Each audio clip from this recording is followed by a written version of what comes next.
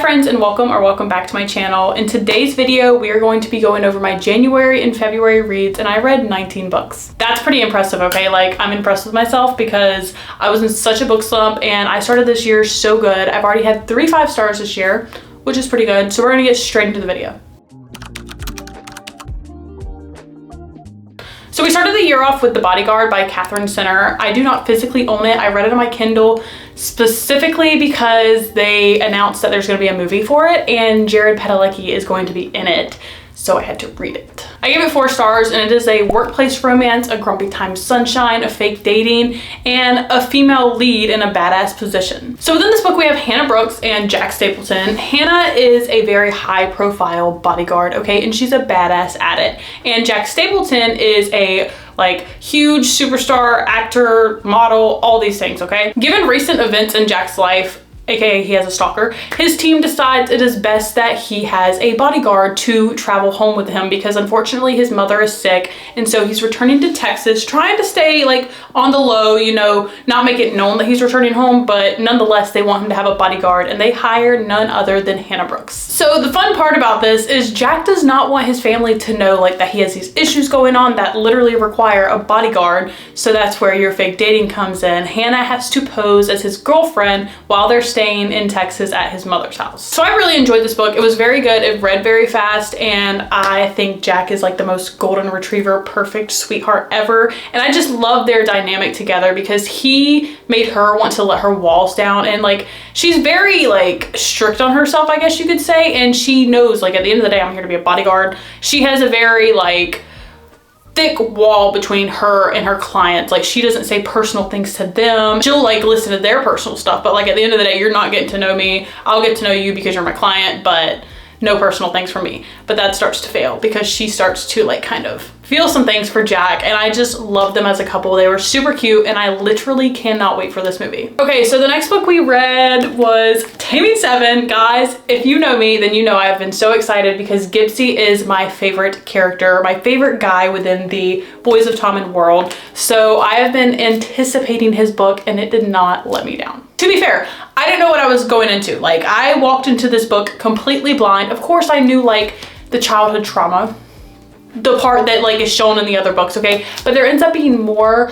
that had me ugly crying on the couch because I was not expecting that. These books take it out of you. I cannot express that enough, but it's worth every single word. Within this book, you have a slow burn with Claire Ware and Gibbsy, and you also have childhood friends, you have friends to lovers. These two are literal soulmates, okay? And the way Chloe wrote this story and conveyed his feelings and the way he is as a human and the way Claire is his human, it was utterly perfect. I will never get enough of this series as a whole, but something about Gibbsy, just ever since I started Binding 13, he has called to me like an invisible string. I'm so obsessed with him. He's my favorite, and his book just it healed something in me, but also destroyed something in me at the same time. If you have not read these books, please take this as your sign to do it because they hurt in the best way possible and the worst way. It's just the found family and the dynamics that Chloe puts into her books is just something that I will be sad for every single time. It's just such a great group of people who have overcome the most dark things possible, and I give so much credit to Chloe for being able to sit there and write this because I can imagine she's sobbing the entire time, as are we as we're reading it, but it's so worth it because it's literally our Boys of Tommen. Okay, so the next book we read in January, it was my first complete miss of the year, and it's something I don't physically own. It is Jar of Hearts by, I want to say the name of the freaking person who sings the song. I can't think of the author's name. I'll put it here so you can see it. Absolutely not. So this book is a murder mystery, it's psychological, and it is very, very dark, okay?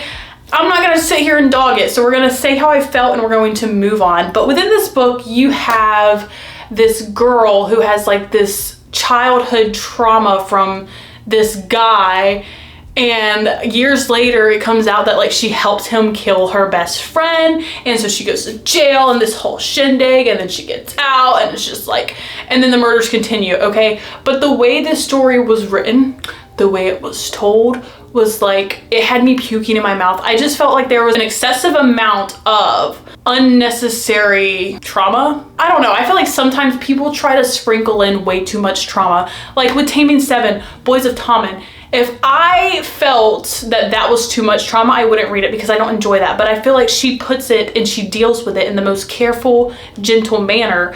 This author was just like, here, every scene's gonna have this and this and this, and I absolutely friggin' hated it. I just thought this book was gross. I thought it was very hard to read. I did not enjoy it. Let's move on. So switching vibes very quickly, the next book I read was a 5-star, and it was Great Big Beautiful Life by none other than Emily Henry. So within this book, you have a small town, you have a slow burn, you have rivals to lovers, and not only rivals, but writing rivals, which is something Emily Henry does so well. Like, this just screamed beach read to me. So within this book we have 2 journalists, and there is this like super famous person whose family has been famous for ages, and she has just like gone full hermit mode and disappeared from the face of the earth. So our little FMC Alice gets the chance to possibly write this woman's biography, tell her story, her point of view, not from the tabloids and the newspapers and the headlines, but to tell the actual story from the mouth of the, what is that word, what is that metaphor people say, from the horse's mouth or whatever. Okay, moving on. So she gets to actually interview this woman, get to know her story.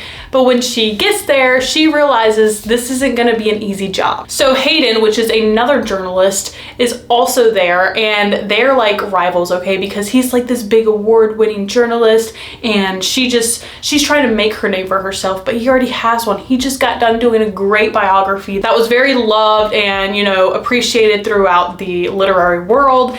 And she thought like, oh my God, I have this chance. Like, she probably doesn't even know who I am, but I got this chance. And then he shows up and kind of rains on her parade. So Margaret decides to have a little fun with these 2, and she is going to make them compete and kind of see which one's going to be a better fit for her. So as this goes on, they just kind of build this like slow burn relationship through the process of, because they have to stay in this like beach town. It's somewhere in Georgia actually. And they have to kind of like get to know her. I'll have Monday to interview her, you'll have Tuesday, back and forth. And I mean, they're in this small little beachy town, so they're gonna run into each other, okay? They actually end up being at the same hotel, so forced proximity. It's just so beautifully written, and I really enjoyed the aspect of getting Margaret's story, because there was like certain chapters that were just her story and Alice writing it and like what this woman went through. So it's like a story within a story, if that makes sense. And I just really loved it. Emily Henry can do no wrong in my eyes, and this like is high up there with my favorites of hers. Okay, so the next book we read was a 3.5 star, and it was His and Hers by Alice Feeney. I saw it was getting a TV show. I had to read it. So this is like a small town secrets revenge plot murder mystery. So within this book you have Anna and Jack, and Anna is like a news anchor, news reporter, and Jack is like a big time detective. Okay, there's been a murder, and Jack, like, cause okay, they went to school with the woman that's been murdered. Okay, it's very suspicious because he thinks that Anna had something to do with it. Okay, but as the murder investigation moves on, he's looking pretty sus himself. So Anna returns to her hometown, you know, where this murder took place and where Jack is a detective, to try to like dig up the story, get the truth behind it. Jack is also trying to get the truth behind it because he doesn't want to go down for this crime that he did or did not commit. Okay, you have to read the book to find out. I'm going to say this, and maybe I was a little disconnected from the book, I don't know, but like the more I see it online, I'm like, okay, nobody agrees with me, but I liked the show better than the book. Given there are so many differences from like the minute you start watching the show, you're going to notice there's so many differences between the show and the book, which is usually the case, but like it's dramatically so. Like, I enjoyed the book, but the show just knocked it out the park for me. And I also love the guy who played Jack. He's in The Walking Dead, but I cannot pronounce his last name, so we're gonna move on from that, especially since I couldn't pronounce. So I do recommend this book, but I'll recommend the show more. I know, I feel like a fake reader. Okay, the next book is from one of my favorite authors, and that is gonna be Hannah Bonham Young, People Watching. Can we take a second just for this cover? Like, look at it. Do you see it? It's so freaking beautiful. I got it from Love Society. I love it. Within this book, you have like a found family dynamic. You have strangers to lovers, and he falls first and extremely hard. My girl Prue is like a small town girly who's going through a lot at home, okay? Her family just has some baggage going on, and she's just trying to be there for them as much as possible. So she lives day by day, just taking in whatever new thing life has to throw at her, okay? And then Milo rolls into town because his siblings have called in a favor, and guess where they live? They literally live like not far away. I think it's like across the yard or field or whatever. It's really close to where Prue lives. So he's gonna be living with his brother for a little bit to try to help him through like the opening of his bar and these new life changes. His brother just had a new baby, so he's going to like kind of see them and all this stuff, and he has a lot of stuff he's working through as well. Milo is a very run for the hills guy, okay? He doesn't put down roots. He loves adventure. He loves being new places, you know, never really tying himself down. But when he rolls into this small town and he sees Prue, it's like instantly he was like in love with this woman. So he sees her and he's just like very interested in her, really wants to get to know her. And as he spends time in this small town, he does. And he just is so drawn to her as a person. And their love story was so beautiful. The small details within this book were really cute. And the way that I love when the title of a book ties into the book somehow, if it's done correctly. The way she did it, okay, it was so good. When they said people watching within this book, it was used in the most perfect manner, and I really loved it. And like, this has been one of my favorite found families because I just loved every character introduced in this book, and I need more. So the next book we read is going to be Wild Card by my girl Elsie Silver, and I gave this book 4 stars. I'm not going to lie, I was a little concerned going into this book because of what it is. It is an age gap. It is an ex's dad, and opposites attract. I never know what to expect when we're dealing with something as touchy as, you know, your ex-boyfriend's dad. It's just like, it kind of gets a little weird for me.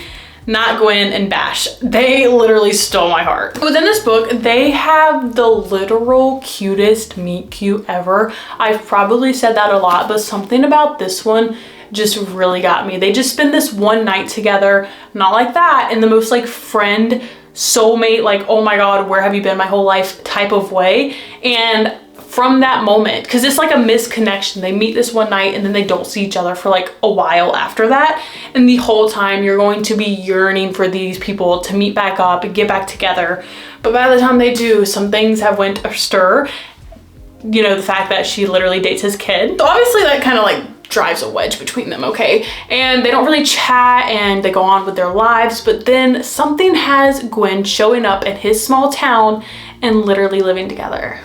Obviously I can't tell you what brought them together. That is why you must read the book, but I will say the thing that brought them together ended up being one of my favorite parts of this book.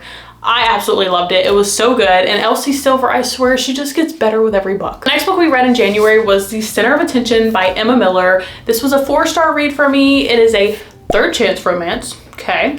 It is a childhood friends to lovers, and it is a found family with the most amazing characters. So within this book, you have Leah and Xander, okay? And when they were friends in high school, Leah was the most headstrong, like she was the cheer captain of the cheer team, okay? She was that girl, you didn't mess with her, and Xander was like her day one, okay? And Xander is a hockey player and he's really good at it, so that's what he wants to do with his life, okay?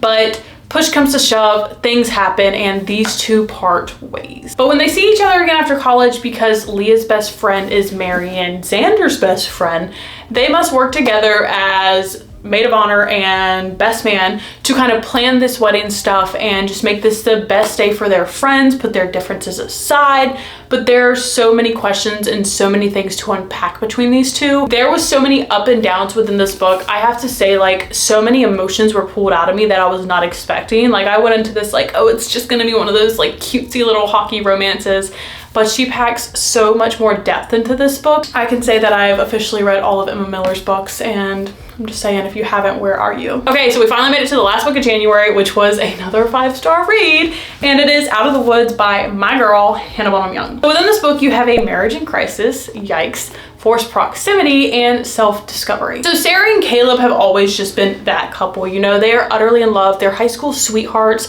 They've been married for a long time at this point in the story, and Sarah and Caleb both are starting to feel like this disconnection. You know, Sarah feels that anytime she tries to do something for herself, build something for herself, just like, you know, have her name on something that's done well and has succeeded, she feels like Caleb has to like swoop in and save her. So she doesn't feel like she's truly like accomplished anything in her life. And one night when this happens again and she feels like something was like, I guess you can say stolen from her, I don't know if that's the right word to use, but she tries to do this thing and it doesn't work. So Caleb swoops in and saves the day.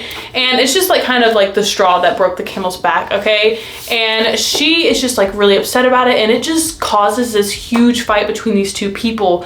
And now they're like tiptoeing around each other. They don't know what to do. So she talks to her friend, Wynn, okay, out on a limb.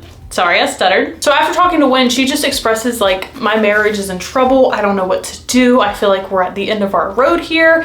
And Wynn is like, hold on girl, because I actually have these friends who have like a marriage counseling retreat. So within this book, Sarah and Caleb embark on this journey out in the woods to kind of repair their marriage, get counseling, but in the most fun way, and just like kind of relearn each other, but also relearn themselves. This book was just so beautiful to me, and I just, anything this woman writes, it just hits me in the soul, okay? It's just like, it's a deep connection that I feel when I read her books, and especially this one, because when you can relate to a book, it just draws all that much more out of you. And I have been with my man, I'm 23, I met him when I was 14. So like, I felt like this book was giving Michaela and Adam in a way. Steps they took to better their marriage and also themselves was swoon-worthy. I absolutely loved it. Okay, so we started off February with Good Spirits by B.K. Borison. This cover is also from the same place I got People Watching from.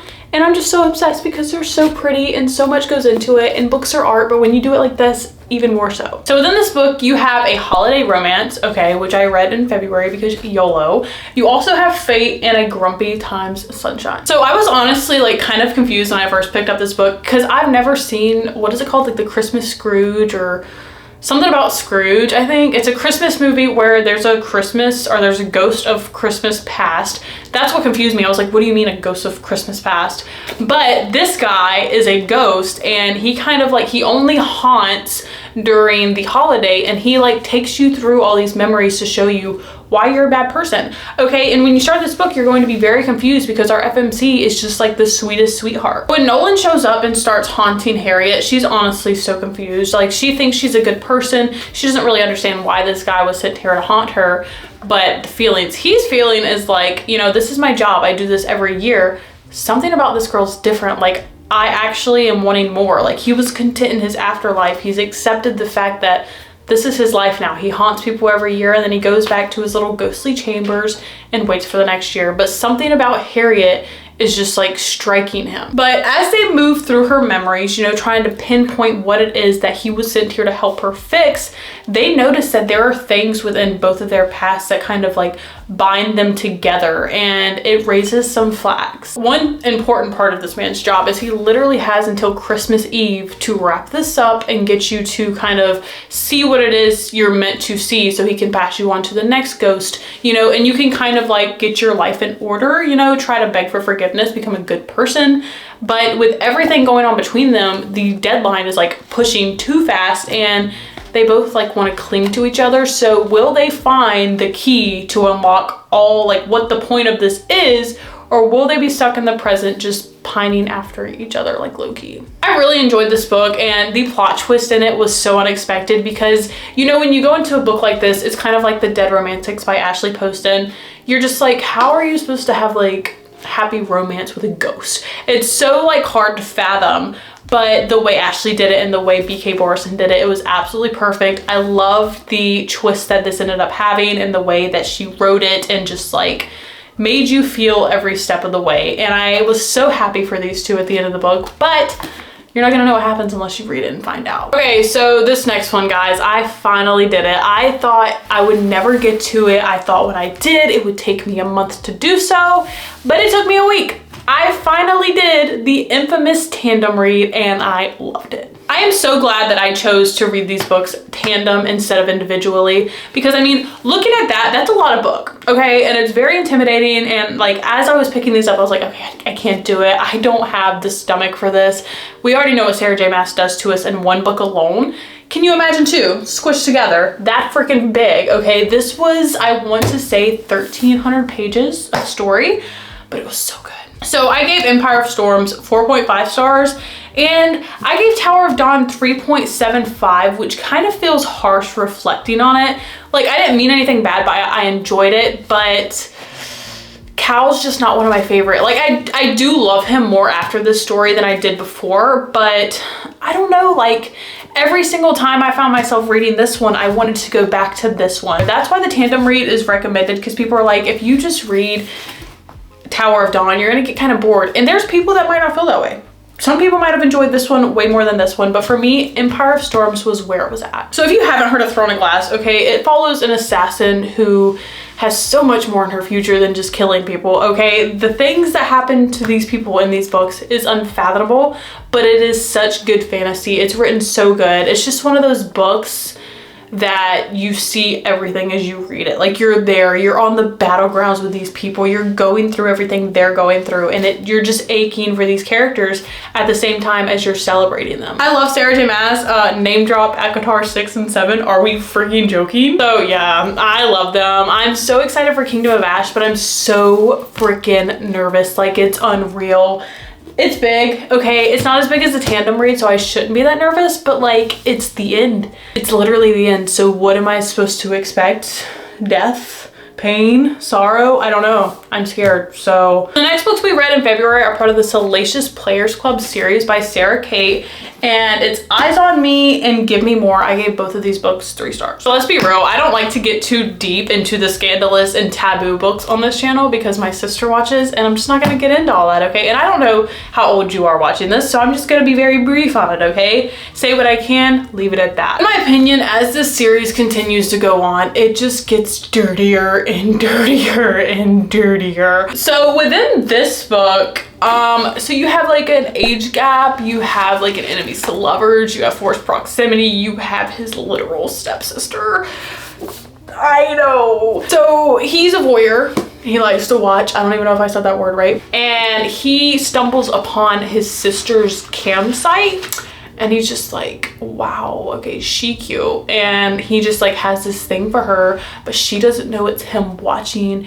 And then they go to a lake house, and yeah, when they go to this lake house, it's not literally just them. It's like his stepdad and his mom, and they're like staying in this lake house together, and like things are happening because he can't look at her the same now, okay? And she's never looked at him like that. She's always looked at him like, holy crap, my stepbrother is so hot. And so when the feeling is returned, you can only guess where that goes. I'm acting like I didn't like it. It was a 3-star read for me. I enjoyed it, but I'm questioning my mental stability. So within the next one, this is like a throuple situation, okay? And Drake's best friend is married to his best friend, which is a girl. So it's the husband and wife, and then Drake is like their bestie, okay? And they go everywhere together. They literally go on vacations together, right? And Drake's not like shy. He thinks that, hold on, what's his name? Hunter. He thinks Hunter is like fine shit, okay? And then he also thinks Isabel, which is Hunter's wife, is fine shit. And they're like all best buds. Turns out Isabel's kind of like, yo, you cute too, but I would never cheat on my husband because at the end of the day, I love Hunter. But then they discover that they all just love each other, and they wouldn't be mad about a little extra lover in the circle. And so you go on this throuple journey. I think we should leave it there. So read if you dare. The next book is going to be Next to You by Hannah Bonham Young, and I gave this book 4 stars. So in this book, we have friends with benefits, okay? He falls first, and also found family, because if you're reading Hannah Bonham Young, you're reading found family. So my girl Lane is honestly like in the middle of an identity crisis, and she just feels like she's alone. She's floating adrift while everyone else is like getting married and having babies and in love and doing these great things that they're passionate about. And she's just like, I'm here. Okay, and so one night after her birthday celebration, she has a little bit too much to drink. She goes home, and you know, people impulsively buy things when they drink. She buys a bus with absolutely no hint of handymanship or like renovations. She just buys a bus. So she buys this bus, right? And her bestie, Matt, he's a mechanic.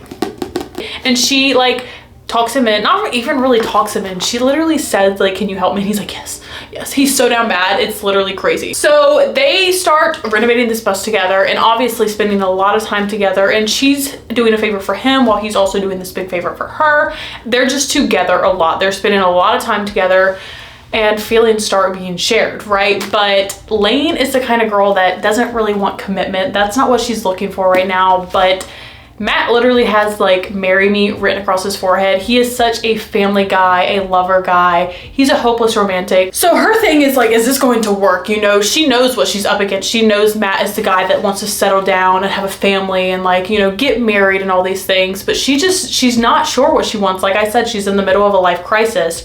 So you just have to see where it goes. The next book in February was Wild and Wrangled by Lila Sage, and this is yet another 4-star. Within this book, you have a single mom, a second chance, and a dual timeline. So these two have a lot of history, okay? They used to be the best of friends growing up, shared all of these memories together, and then one day it just goes kapow. In all reality, she's the one that got away, and he's the one that never stopped being completely and utterly in love with her. So when she's due to get married to this other guy, like, it's just eating at him, okay? He feels like he misses opportunity. He misses what they used to have, until she walks into the bar or runs into the bar in her wedding dress getting drunk. So it turns out she got left at the altar, and quite literally the only person she wants coming to her rescue is Dusty. But with her whole life literally up in the air right now, she has to think about the next steps. She has a daughter to take care of, you know, and she needs to provide a roof over her daughter's head because everything's changed now. She's not getting married, she's moving back home,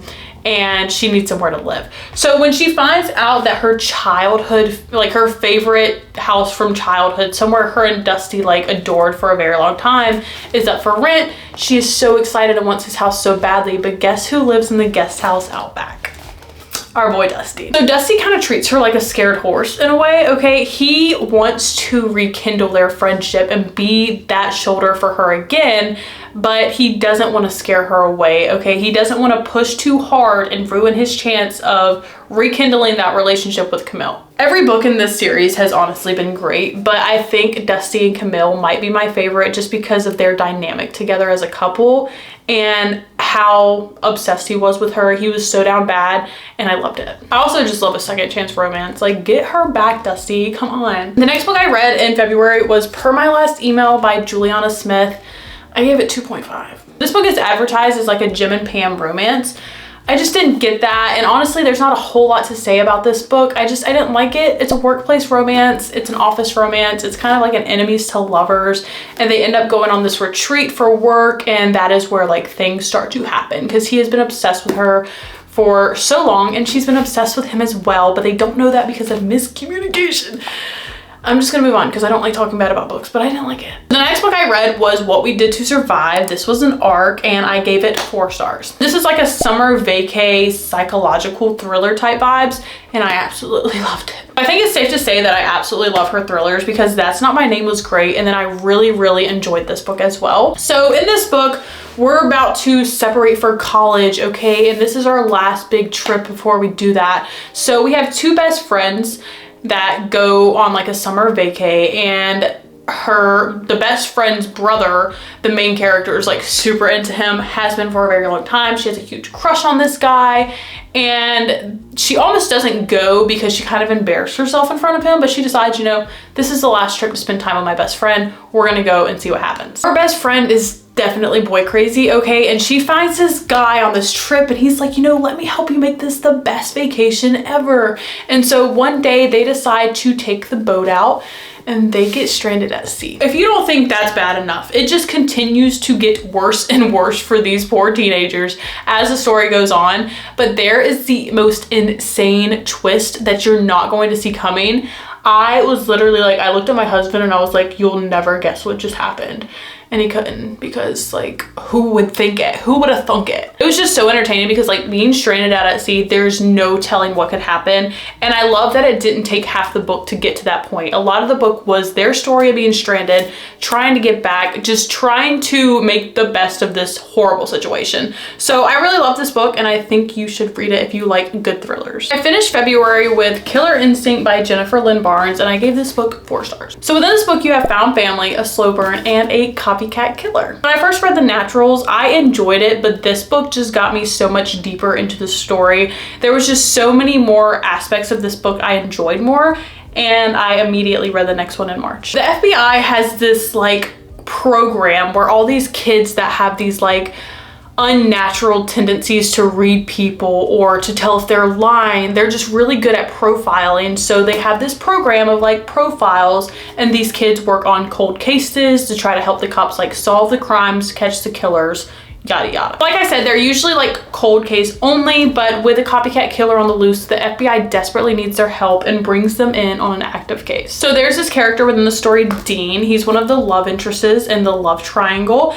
and the killer is literally copying his dad, because every person in this group has like trauma in their background, okay? And his is that his dad was a serial killer. And so he can just kind of like view these kills in a different light and bring more of a perspective to it. And so they desperately need his help along with all the other naturals to solve this crime, catch the killer. Hoorah. I just really love this book. It's so easy to binge and just keep going. It's one of the ones that keeps you up at night because you need to solve this case. I love the little detective books because it makes me feel like I'm working with them. And it also screams and gives Criminal Minds, which I love that. Really enjoyed this book, and the series has been great thus far. I can't wait to finish it, but also don't want to because like I have to find another detective type because I haven't felt like this since Pip.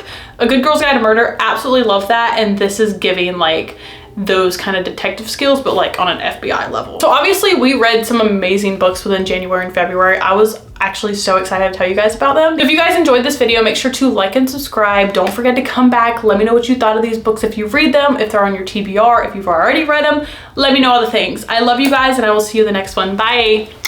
Hi, so in case I go to edit this and that ending looks as abrupt as it felt, my camera keeps dying. So I literally don't have time to sit here and say goodbye. I love you so much. I hope you enjoyed this video, and I will see you in the next one.